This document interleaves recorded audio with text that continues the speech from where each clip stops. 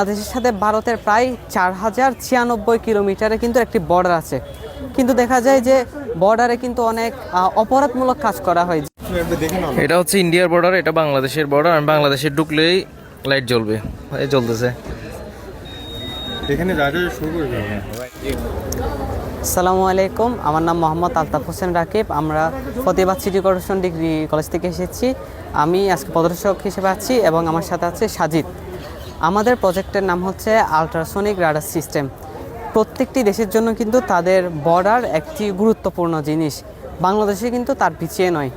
এই বাংলাদেশের সাথে ভারতের প্রায় 4096 কিলোমিটারে কিন্তু একটি বর্ডার আছে, কিন্তু দেখা যায় যে বর্ডারে কিন্তু অনেক অপরাধমূলক কাজ করা হয়, যেমন অস্ত্র পাচার হয়, মাদক পাচার হয়, আরও সন্ত্রাসী অনেক কাজ কারবার। এগুলো তো অপরাধ। মাঝে মাঝে দেখা যায় যে এই একটি দেশের সাথে যখন অন্য একটি দেশের যুদ্ধ হয়, তখন কিন্তু তারা এই মিসাইল হামলা করে, আকাশপথে হামলা করে, সমতলে হামলা করে, তখন কিন্তু তারা বর্ডারের উপর দিয়ে হামলা করে। সেই হিসেবে যদি আমাদের এই যে এতগুলো অপরাধ এবং সমস্যা, এগুলো সমাধান হচ্ছে আজকে আমাদের এই আল্ট্রাসনিক প্রজেক্টটি। এই প্রজেক্টটি কীভাবে কাজ করে? এখানে একটি সেন্সর লাগানো আছে। এই সেন্সরে দুইটি সিস্টেম আছে, একটি হচ্ছে সেন্ডার, একটি হচ্ছে রিসিভার। এটি হচ্ছে শব্দ তরঙ্গের মাধ্যমে চলে। শব্দ তরঙ্গ প্রতিনিয়ত কিন্তু এটা থেকে বের হতে থাকে। যখন কোনো বস্তু আমাদের রেঞ্জের ভিতরে আসবে, এটা হচ্ছে আমাদের রেঞ্জ, আমাদের রেঞ্জের ভিতরে যখন আসবে, তখন এই যে প্রতিনিয়ত যে শব্দ তরঙ্গ বের হচ্ছে, তখন সেটি প্রতিফলিত হয়ে, এটি ধরলাম এটা ড্রোনের সাথে প্রতিফলিত হয়ে এটা আবার যাবে গেলে এখানে যে দ্বিতীয় পয়েন্ট, যেটা রিসিভার, ওইটা হচ্ছে এখানে রিসিভ করার মাধ্যমে এখানে শো করবে আমাদের স্ক্রিনে যে বস্তুটি কত দূরে আছে, কত কোণে আছে এবং কত পাশে আছে, বামে আছে না ডানে আছে, সব ডকুমেন্ট এখানে আমরা স্ক্রিনে দেখতে পারবো।